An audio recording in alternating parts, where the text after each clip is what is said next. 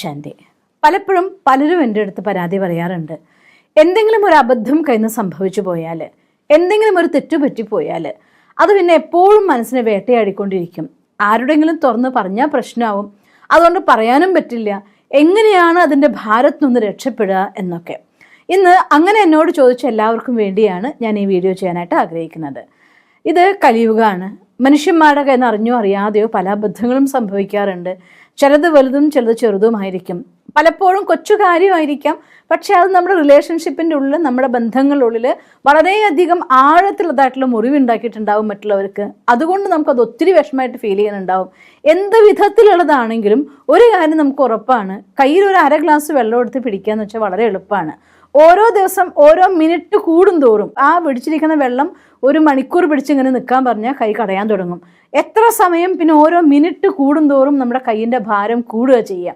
അതുപോലെ തന്നെ നമ്മുടെ കയ്യിൽ എന്തെങ്കിലും മനസ്സിന് ഭാരം ഉണ്ടാക്കുന്ന ഒരു ഘടകം ഉണ്ടെങ്കിൽ, ആ കാര്യം മനസ്സിന് നമുക്ക് ഒഴിവാക്കാൻ പറ്റിയിട്ടില്ല എന്നുണ്ടെങ്കിൽ തീർച്ചയായിട്ടും വേണ്ടിടത്തും വേണ്ടാത്തിടത്തൊക്കെ അത് കയറി വരികയും ചെയ്യും.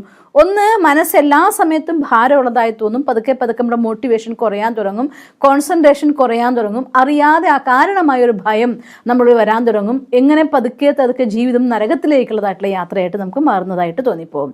അതുകൊണ്ട് ഇത്തരം അവസ്ഥകളിൽ നിന്ന് രക്ഷപ്പെടാൻ പറ്റുക എന്നുള്ളത് അത്യാവശ്യമാണ്. അത് അസോസിയേറ്റഡ് മെമ്മറി അല്ലെങ്കിൽ അതേ രീതിയിലുള്ളതായിട്ടുള്ള വീണ്ടും തെറ്റ് ചെയ്യാനും നമ്മളെ പ്രേരിപ്പിക്കും. ഒരു ഉദാഹരണം പറഞ്ഞാൽ, നമ്മുടെ പോക്കറ്റിൽ നിന്ന്, എൻ്റെ പേഴ്സിൽ നിന്ന് കുറച്ച് പൈസ ഒരു ദിവസം കൊള്ളയടിച്ചു പോയിട്ടുണ്ടായിരുന്നു. അങ്ങനെ ഒരു കൊള്ളയടിച്ചു കൊണ്ടുപോയ ശേഷം അന്ന് ഒരു ഓട്ടോറിക്ഷയിൽ, എൻ്റെ സ്വന്തം അനുഭവമാണ്, ഓട്ടോറിക്ഷയിൽ ആ ഗ്രാമത്തിൽ നിന്ന് സിറ്റിയിലേക്ക്, ടൗണിലേക്ക് വരാനുള്ള ഈസി മെത്തേഡായിട്ട് 2 രൂപ കൊടുത്താൽ, ഇപ്പോഴല്ല വർഷങ്ങൾക്ക് മുന്നേ 2 രൂപ കൊടുത്താൽ ഓട്ടോറിക്ഷയിൽ ബസ് സ്റ്റാൻഡ് വരെ വരാൻ കഴിയുമായിരുന്നു. അപ്പോൾ ഈസി മെത്തേഡിൽ 3 ആൾ ആ ഓട്ടോറിക്ഷയിൽ ഉണ്ടായിരുന്നു, 4ാമത് ഞാനും കയറി.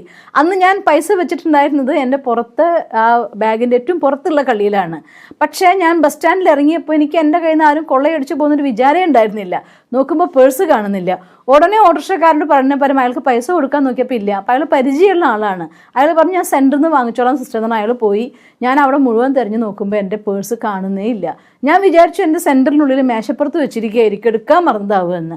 വേറൊരു ഓട്ടോ വിളിച്ച് അവിടെ ചെന്ന് തിരഞ്ഞപ്പോഴാണ് എൻ്റെ കൂടെയുള്ള സിസ്റ്റർ എന്നോട് പറയുന്നത്, ആര് പറഞ്ഞു നീ ഈ പേഴ്സിൽ വെക്കുന്നത് ഞാൻ കണ്ടിട്ടുണ്ടല്ലോ എന്ന്. അപ്പോഴെനിക്ക് ബോധ്യമാവുന്നത് കട്ടുപോയി എന്ന്. അത് കഴിഞ്ഞ ശേഷം കുറേ കാലം ബസ്സിൽ യാത്ര ചെയ്യാൻ കയറുമ്പോഴൊക്കെ ആദ്യം ഞാൻ തപ്പി നോക്കും, പേഴ്സ് ഞാൻ എവിടെയാണ് വെച്ചിരിക്കുന്നത്, ഉള്ളിൽ തന്നെയാണോ, കറക്റ്റ് അല്ലേ. ഇനി നിൽക്കുകയാണ്, യാത്ര ചെയ്യുമ്പോൾ ആരെങ്കിലും നമ്മൾ തട്ടുമ്പോൾ അറിയാതെ മനസ്സ് പറയും, തട്ടുന്നുണ്ടല്ലോ, സിബ് തുറക്കുമോ, പേഴ്സ് എടുക്കുമോ.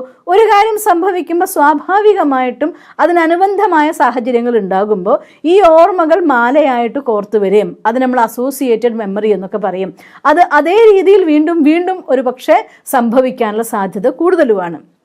എന്തുകൊണ്ടാണെന്ന് വെച്ചാൽ, ഒരു കാര്യം ലൈഫിൽ സംഭവിക്കുമ്പോൾ അതിങ്ങനെ സംഭവിച്ചു എന്നതായിരിക്കുന്ന ബോധം നമ്മുടെ മനസ്സിലുണ്ടാവുമ്പോൾ ആ ടൈപ്പ് ഓഫ് എനർജിയാണ് ക്രിയേറ്റ് ചെയ്യുന്നത്. നമ്മൾ ഉദാഹരണം നോക്കി നമുക്ക് കാണാം, എവിടെയാണോ അപകട മേഖല എന്ന ബോർഡ് വെച്ച സ്ഥലം, അവിടെയായിരിക്കും ഏറ്റവും കൂടുതൽ അപകടങ്ങൾ ഉണ്ടാവുന്നത്. കാരണം അവിടെ എത്തുമ്പോഴത്തേക്കും, ആ ബോർഡ് വായിക്കുമ്പോഴത്തേക്കും അവിടെ ഉണ്ടായ അവിടുത്തെ ആക്സിഡൻറ്റ്, ഈ ആക്സിഡൻറ്റ്, ഇങ്ങനെ പല രീതിയിൽ the same type of energy നമ്മുടെ മനസ്സിൻ്റെ ഉള്ളിൽ ക്രിയേറ്റ് ചെയ്യപ്പെടും. അതേ സ്ഥലത്ത് വീണ്ടും വീണ്ടും അപകട മരണങ്ങൾ കൂടുന്നത് നമ്മൾ കാണാറുണ്ട്. നമ്മൾ ഇങ്ങനെയുള്ള കാര്യം തൊട്ട് നമ്മുടെ പേഴ്സണൽ ലൈഫിൽ ഒരു കൊച്ചു കാര്യം തൊട്ട് എല്ലാ കാര്യങ്ങളും, ഒരാൾ നമ്മൾ മോശമായിട്ടൊരു പെരുമാറിയ ഒരാളാണെങ്കിൽ അയാൾ മുന്നിൽ വരുമ്പോൾ ഉടനെ നമ്മുടെ മനസ്സ് പറയും, ഇയാൾ ഇങ്ങനെയാണ്, മോശമായിട്ടേ പെരുമാറുള്ളൂ എന്ന് പറയാൻ തുടങ്ങും. ഇങ്ങനെ എല്ലാ ഘടകങ്ങളും നോക്കിയാലും ഈ ഒരു കാര്യം നമ്മളെ വല്ലാതെ മനുഷ്യന്മാരെ പിന്തുടർന്നു, നമ്മൾ ഒബ്സസീവ് തോട്ട്സ് എന്നൊക്കെ പറയും, നമ്മൾ അള്ളിപ്പിടിച്ചിരിക്കുന്നതായിരിക്കുന്ന ചിന്താധാര. ഇത് പലപ്പോഴും മനുഷ്യന്മാരെ അവസാനം മാനസികമായിട്ടുള്ള ഡിപ്രഷനിലേക്ക്, അല്ലെങ്കിൽ സ്ട്രെസ്സിലേക്ക്, ടെൻഷനിലേക്ക്, ഓർമ്മക്കുറവിലേക്ക്, പല അവസ്ഥകളിലേക്കും കൊണ്ടെത്തിക്കാറുണ്ട്. അതുകൊണ്ട് ഈ അവസ്ഥകൾ നമുക്ക് രക്ഷപ്പെടാൻ വേണ്ടിയാണ് ഇന്ന് നിങ്ങൾക്ക് ഞാൻ ഈ വീഡിയോ തരുന്നത്. ഒരു കാര്യം നമുക്ക് ഉറപ്പാണ്, കഴിഞ്ഞത് കഴിഞ്ഞു. അതെന്ത് തന്നെയാണെങ്കിലും കഴിഞ്ഞത് കഴിഞ്ഞിരിക്കുന്നു. ആ കഴിഞ്ഞ കാര്യം, ഇപ്പം നമ്മുടെ കയ്യിൽ നിന്ന് ഒരു തെറ്റ് സംഭവിച്ചിരിക്കുന്നു, ആ കാര്യം വീണ്ടും ഒറ്റയ്ക്കിരുന്ന് ചിന്തിച്ചു നോക്കുമ്പോൾ നമ്മൾ ആദ്യം പറയുക, കഷ്ടമായിപ്പോയി, അങ്ങനെ ചെയ്യരുതായിരുന്നു എന്നാണ് പറയുക. കുറ്റബോധം എപ്പോഴാണ് വരുന്നത്? ചെയ്യേണ്ട കാര്യം ഒന്നും മറ്റൊന്നും, നമ്മൾ അതിൽ നിന്ന് ചെയ്ത കാര്യം വ്യത്യസ്തവുമാകുമ്പോൾ ഈ മാർജിൻ അനുസരിച്ച് നമ്മുടെ മനസ്സിലെ കുറ്റബോധത്തിൻ്റെ അളവും കൂടിക്കൊണ്ടിരിക്കും. ആ അളവിനനുസരിച്ച് അതെത്ര സമയത്തേക്ക് കൂടുതൽ നമ്മുടെ ഉള്ളിൽ, മനസ്സിൻ്റെ ഉള്ളിൽ പിടിച്ചു നിർത്തുന്നുണ്ടോ അത്രയും കൂടുതൽ നമ്മുടെ മനസ്സിൻ്റെ ഏകാഗ്രത പോവും, സന്തോഷം പോവും, ഉത്സാഹം പോവും, രോഗത്തിലേക്ക് വരികയൊക്കെ ചെയ്യും. അതുകൊണ്ട് നമുക്ക് എന്ത് ചെയ്യണം? നമ്മൾ സ്വയം ആദ്യം നമ്മളോട് ചോദിക്കണം, ഓക്കെ, സംഭവിച്ചു. ഈ സംഭവിച്ചു കഴിഞ്ഞ കാര്യത്തിനെ വീണ്ടും വീണ്ടും ഓർത്തുകൊണ്ടിരുന്നിട്ട് എനിക്ക് ആ കാര്യത്തിനെ ഇല്ലാതാക്കാൻ പറ്റില്ലല്ലോ. ആർക്കും തിരിഞ്ഞ് ജീവിതത്തിൽ ആ ദിവസത്തിലേക്ക് പോയിട്ട് അത് അവിടെ വെച്ചൊന്ന് തിരുത്തിയിട്ട് നന്നായി ചെയ്ത് തിരിച്ചു വരിക എന്നൊരവസ്ഥ നമുക്ക് ഈ ലോകത്ത് ഇല്ലാത്ത കാര്യമാണ്. അപ്പോൾ അതുകൊണ്ട് ഇല്ലാത്തൊരു കാര്യത്തെക്കുറിച്ച് വിഷമിക്കുന്ന ഒരു കാര്യവും ഇല്ല. ഇനി കഴിഞ്ഞുപോയ കാര്യത്തെക്കുറിച്ച് ലെസൺ പഠിക്കേണ്ട എന്നല്ല കേട്ടോ ഞാൻ പറയുന്നത്. അത് പറയുമ്പോൾ ഒരു കാര്യം ഞാൻ അണ്ടർലൈൻ ഇട്ട് പറയുകയാണ്. നമ്മുടെ ലൈഫിൽ എന്തെങ്കിലും ഒരു തെറ്റ് സംഭവിച്ചിട്ടുണ്ടെങ്കിൽ ഒരു പ്രാവശ്യം അതിനെ ഒരു വേറിട്ട് നിൽക്കുന്ന കാഴ്ചക്കാരനെ പോലെ ഇടയ്ക്കിടയ്ക്ക് ജീവിതത്തിലെ ദിവസങ്ങളെ വിശകലനം ചെയ്യും. അതിൽ എന്തൊക്കെ നമുക്ക് തെറ്റുപറ്റിയിട്ടുണ്ടെങ്കിൽ ഇന്നത് തെറ്റുപറ്റിയതാണ് എന്ന് മനസ്സിലാക്കിക്കൊണ്ട് അതിൽ നിന്നുള്ള പാഠം നമ്മൾ പഠിക്കാൻ വേണം. ആ പാഠം പഠിക്കാൻ ചിലർത്ഥം അത് തന്നെ ഓർത്തുകൊണ്ടിരിക്കാന്നല്ല.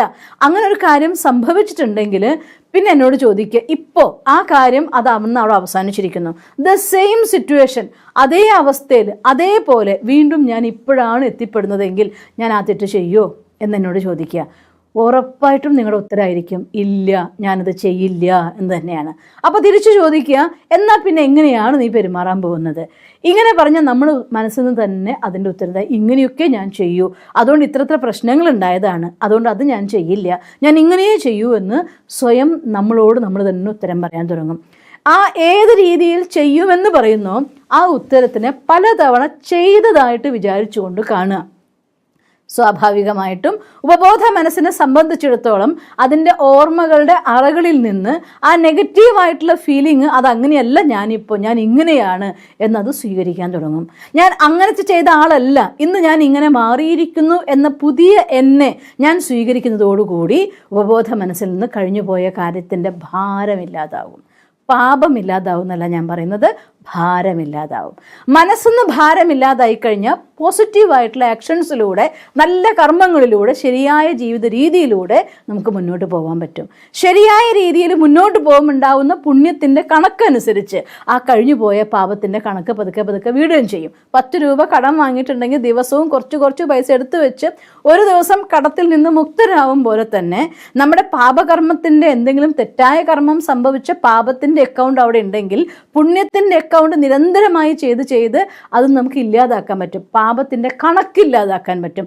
അതേസമയം കണക്കില്ലാണ്ടാക്കണമെങ്കിൽ എന്ത് വേണം? അത് തന്നെ ആലോചിച്ച് വീണ്ടും അതന്നെ ചെയ്തുകൊണ്ടിരുന്നാൽ നമുക്ക് രക്ഷയില്ലല്ലോ. അതുകൊണ്ട് സിമ്പിളായിട്ട് നമ്മൾ എന്ത് ചെയ്യണം, എന്താണ് ചെയ്യേണ്ടതെന്നും ഇന്നാണെങ്കിൽ ഞാൻ എന്ത് ചെയ്യുമെന്നും 2 ചോദ്യം ചോദിക്കണം. ഇന്ന് ആ സിറ്റുവേഷൻ വീണ്ടും വരികയാണെങ്കിൽ ഞാൻ എങ്ങനെ പ്രതികരിക്കും, അതെന്താണ് ഞാൻ ചെയ്യാൻ പോകുന്ന കാര്യം, എങ്ങനെ ഞാൻ അതിജീവിക്കും? ഈ 2 ചോദ്യത്തിന് ഉത്തരം കണ്ടെത്തി ആ കണ്ടതായിട്ടുള്ള കാര്യത്തിന് പലതവണ ആവർത്തിക്കുകയും ചെയ്യുക.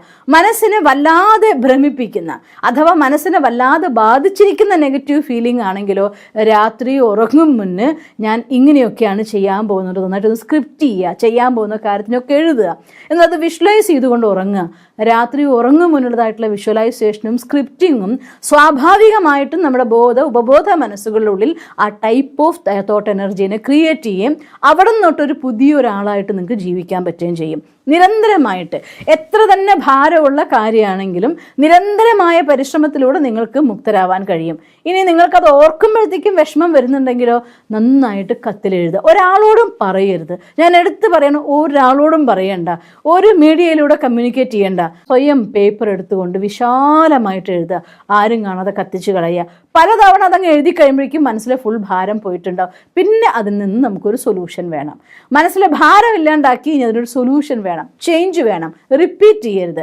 അതുകൊണ്ട് അതിൻ്റെതായിട്ടുള്ള ആക്ഷൻ പ്ലാൻ തയ്യാറാക്കുക, അതിന് വിഷ്വലൈസ് ചെയ്യുക, സ്ക്രിപ്റ്റ് ചെയ്യുക, രാത്രി ഉറങ്ങും മുന്നേ വിഷ്വലൈസ് ചെയ്യുക, രാവിലെ ഉണർന്ന ഉടനെ ഇത്രയും നല്ലൊരു ലൈഫ് തന്നതിന് പറയുമ്പോൾ ആ കാര്യത്തെ ഓർത്തുകൊണ്ട് പറയും, ഇത്രയും നല്ല രീതിയിൽ ജീവിക്കാൻ ഒരു ഗൈഡൻസ് തന്നതിന് ഈശ്വര നന്ദി എന്ന് പറഞ്ഞുകൊണ്ട് താങ്ക്സ് പറഞ്ഞുകൊണ്ട് സ്റ്റാർട്ട് ചെയ്യുക. ഈ 3 കാര്യം നിങ്ങൾ ചെയ്തു നോക്ക്. എത്ര വലിയ മനസ്സിൻ്റെ ഭാരവും നിങ്ങൾക്ക് ഇല്ലാതാക്കാൻ പറ്റും. അല്ലെങ്കിൽ കുറ്റബോധം വേട്ടയാടി മനുഷ്യന്മാർ സ്വയം ഡിപ്രഷനിലേക്കും നിരാശയിലേക്കും പോയി എവിടെയെങ്കിലുമൊക്കെ ജീവിതം അവസാനിപ്പിക്കുന്ന അവസ്ഥ വരെ ഞാൻ കാണാറുണ്ട്.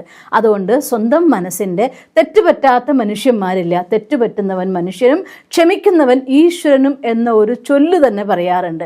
എന്ന് കരുതി നിരന്തരം തെറ്റ് ചെയ്യാനുള്ള ലൈസൻസ് ഒന്നുമല്ല അത് കേട്ടോ. എന്ന് വെച്ചാൽ അർത്ഥം ആരുടെയെങ്കിലും അടുത്ത് എല്ലാം പറഞ്ഞു കഴിഞ്ഞ് ഇപ്പോൾ ഭാരമൊക്കെ പോയി ഇപ്പോൾ ഫ്രീ ആയി, കഴിഞ്ഞില്ലേ എന്നാൽ ഞാൻ പിന്നെ പോട്ടെ എന്ന് പറഞ്ഞാൽ ആവർത്തിക്കലല്ല. യെസ്, ഒരു ട്രാൻസ്ഫർമേഷൻ, ഒരു പരിവർത്തനത്തിലൂടെ പോസിറ്റീവ് എനർജി ക്രിയേറ്റ് ചെയ്ത് പുണ്യത്തിൻ്റെ കണക്കിലൂടെ പാപത്തിൻ്റെ കണക്കിനെ ഇല്ലാതാക്കിക്കൊണ്ട് ഭാരരഹിതമായ മനസ്സോടെ സന്തോഷം നിറഞ്ഞൊരു ജീവിതത്തോടെ മുന്നോട്ട് പോകാനും ജീവിതത്തിലെ എല്ലാ ആഗ്രഹങ്ങളും നേടിയെടുക്കാനും നിങ്ങൾക്ക് സാധിക്കട്ടെ എന്ന് ഞാൻ ഈശ്വരനോട് പ്രാർത്ഥിക്കുന്നു.